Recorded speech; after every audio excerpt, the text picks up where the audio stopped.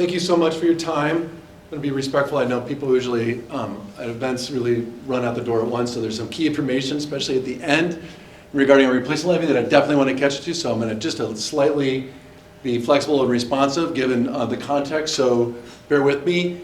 One of the things that we do in the district we've been really working on, especially at our secondary level, is engagement. We do have a new strategic plan. We heard from our kids.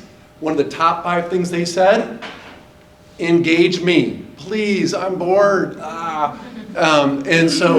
Seeing out in classrooms this last week, we're working on 7-12 English language arts. There's some things that we do, we're trying to do in every single classroom at the high school, at Shelton High School, for example, is when they come in the door, how do we engage them? So just my quick strategy here is just simply, hey, here's some questions, right? Like, hey, how many schools closed in the district last year due to the pandemic? It's like a little trivia here, just a 0. So I got the answer for you there. How many certificated teacher positions did we have open at the start of this school year? 0. We had filled them all. We had done really one of our efforts in our strategic plan is to hire high quality teachers and leaders and bring them on board. So I feel really good about that. I know my colleagues will say that's hard. Still looking for bus drivers, just like the rest of us. So if you are interested or know anybody, please, they can directly contact me. I'd be happy to, I'll take a call at 1 a.m. Literally, it's dire. It's not just here. It's all the way across the United States. It's just really hard to get a lot of those entry-level jobs, including nutrition services, paraeducators. All those jobs are just harder ones to get, and even when you get them, the turnover rate, because they can get another job that pays a little bit more or in better conditions. So those are things maybe some of you are facing also. What is the increase in the tax rate from the current levy to the replacement levy that we currently have coming on the ballot? 0. 0. Oh my gosh, all you, I owe you a coffee. Oh my gosh, I feel awesome about that. It is 0. It's actually a decrease from our current rate. I'll get into that facts in 1 minute. We're a couple minutes, so you can just see that. I also have a handout for you on your way out the door. And then this last one is really for you people who perhaps have a child with Shelton Public Schools, is this notion. How many books do you think we bought for classroom libraries, K through 6, just this past year? Anybody got an idea? Throw out a number. 400. 400? That's okay, it's all right. That's all right. That's all right, feel comfortable. There's no 70,000. If you're like, what? Oh, I like your expression over there. Your jaws might be dropping. Why? Because we are focused on literacy. Like my colleagues, we really do need to boost our scores. If you're going to be college and or career ready, you have to read. And it's not just reading, you have to like to read. Reading is so fundamental, it doesn't matter what profession you're in. It really truly doesn't. If you're even stocking over the counters, you got to read the manual. You got to know where to put things. You know how to operate, how to communicate, how to apply for a job. I hear that from so many business leaders. So we're really focused on those things. So we have a strat plan. Last year during the pandemic, what a feeling at the time of like a wasted school year, because we're just coming off so much remote learning, and you still have the constraints that are put out there for health and safety reasons, and it just makes learning hard. Kids are social human beings, and they do really benefit from that. For us, so we said, hey, all right, let's create a strategic plan. We don't have one, we need one, so let's do it then instead of wasting any more time, right? We have no time to waste. So we came with 4 priorities. High quality literacy, I already talked about. It's not just about teaching how to read, but it's the culture of literacy, reading and writing.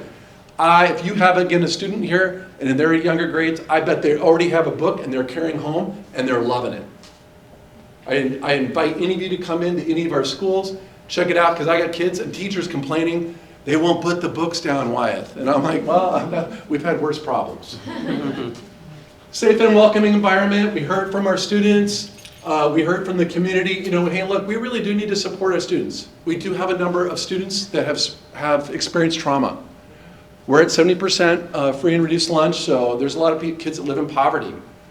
There's a lot of students who don't have access to books. And sometimes they're two to a bed or they've been couch surfing. That is this community. So we know when they come into school, they need to feel welcomed because they're like, why would I come to school if I'm not being treated respectfully? I can get that at home. That's literally a quote from a student. And it really breaks my heart.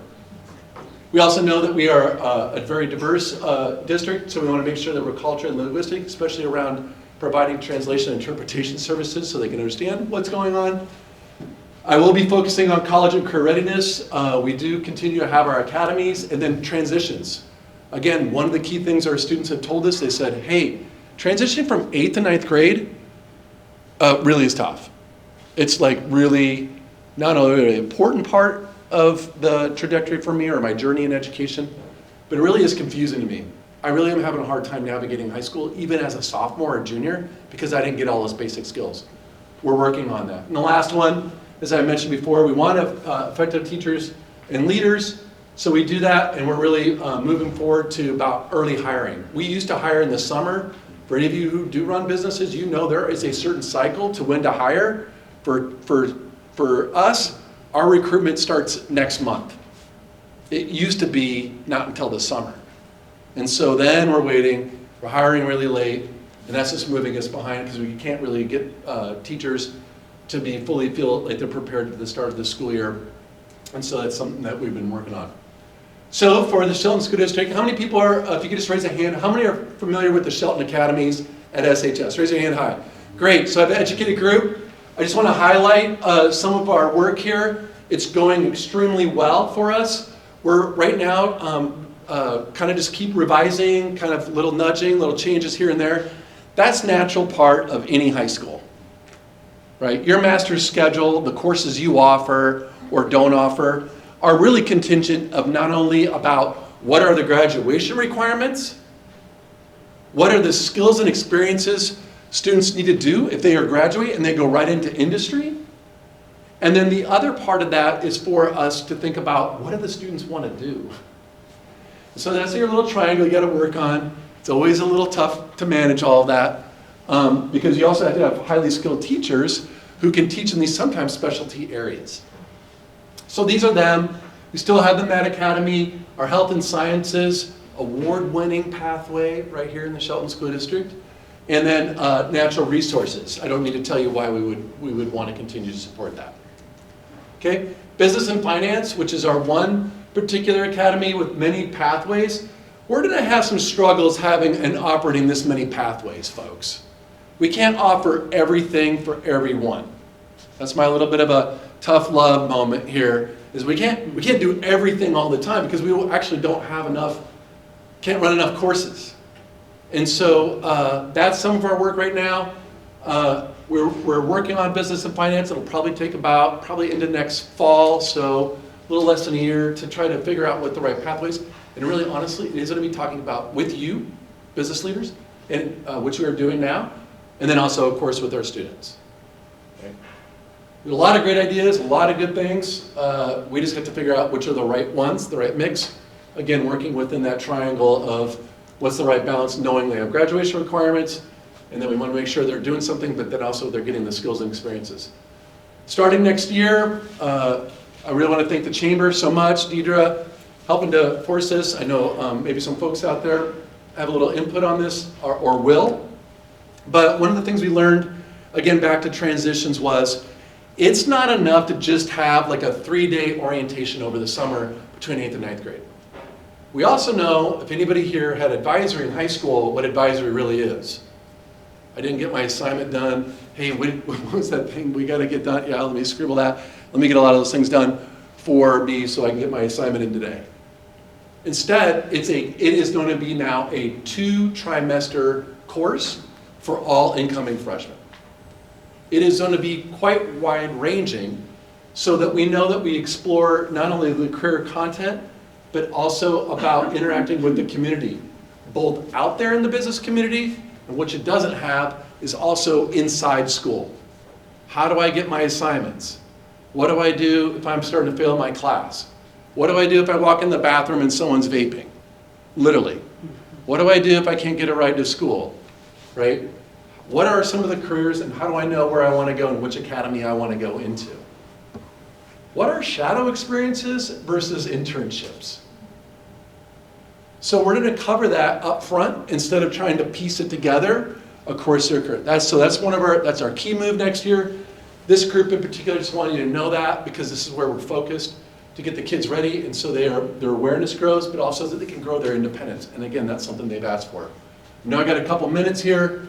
So for our next steps, just know we're working right now on literacy at the secondary level. So for our junior high and high schools, we are headed on budget and recruitment coming up, and then the freshman academy. This spring we have a lot of celebrations. We're just doing assessments this month. We've had a tremendous amount of growth for our students already in reading. And our discipline rate is dropping at our secondary schools. So we're really trying to do it. Is it going to be perfect? No. Is there going to be ups and downs? Absolutely. But we do ultimately want that trend line to start going down in discipline and up as far as our ELA performance. And then this summer we're going to continue to do with our learning experiences. So we do like a bridge class in algebra. We had 50 kids last year. Do that from 8th to 9th grade. Summer jobs, if you have something or a placement, feel free to contact me. I'll help you get in touch with my team. And then just about some required readings for our students over the summer so they continue to learn and take advantage of all the things we can do on those down months. Quick facts, so I will, within 1 minute, try to get you key information. So I just have handouts. All the information that I have up here is not actually, is right here in this handout. I know I already got some experts in the crowd. So for us, coming up, like my colleagues, you know, our levy, this is a replacement levy.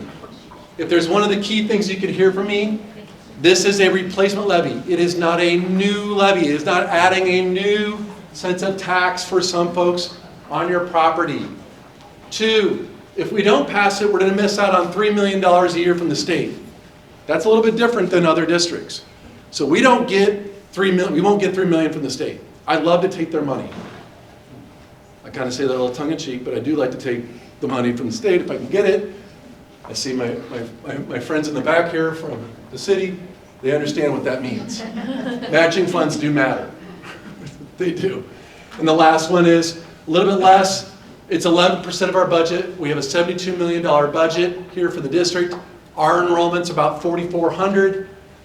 So this is really important for us to match. You're asking me, a lot of people, probably number one reason why they call down to our main offices, what is the rate? Again, it is not going up higher. This current levy that we're in, not the one we're going to vote for, but the current levy we're in is at $2.50 per $1,000 of assessed property value. We're dropping that to $2.09, which is about where it's at actually right now because of the increase in property values. So we're really looking to have it right there, or it will drop, but it will never increase. Okay? What do those things go to? Again, I know you saw a lot of that information up there. A lot of it is the same, but it truly is. Classroom teachers, it is going to be counselors and nurses. The state prototypical model do not fund these positions. Counselors and nurses. We added a nurse this year. We have so many students with acute health needs. We have to have 4 nurses in this district, and I'd love to have 5 across 8 schools. A lot of kids have health needs, and we help them. After school clubs and athletics, it would impact athletics, folks, heavily, because that's your coaches, safety personnel, and then maintenance projects. A lot of our little things that we do are really covered by this. So with that, I just want to really thank you so much for your time and attention. If you need something, go ahead, contact information there. A lot of this is on our webpage. If you just go on the front page, you can get it. Or if you have specific questions, you can always reach out. Just go to the superintendent and has my email there, and you can email me with that. So back to you, Deidre.